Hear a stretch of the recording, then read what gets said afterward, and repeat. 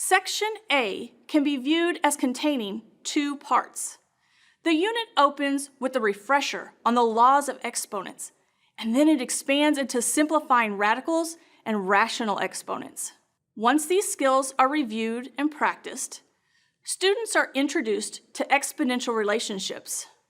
They learn that exponential relationships are characterized by a constant quotient over equal intervals, and then they compare it to linear relationships, which are characterized by a constant difference over equal intervals. They encounter contexts that change exponentially, and they're presented to these contexts verbally, graphically, and with tables. Then they construct equations and they use them to model situations and solve problems.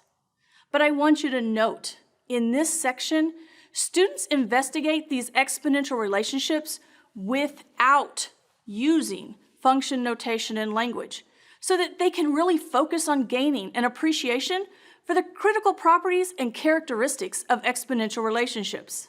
This section also includes lesson components that review student understanding of scientific notation, primarily in the last part of Lesson 5.6. While this content is aligned with Grade 8 mathematics, it could be considered optional, but students will begin to use this information in their high school science classes, so it may be of value for you to include.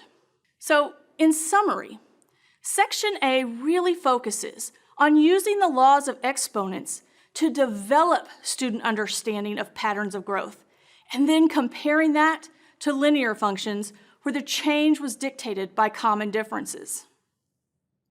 If students demonstrate a strong understanding of the laws of exponents, then the lessons in this section may be compressed to shorten the number of days needed for instruction.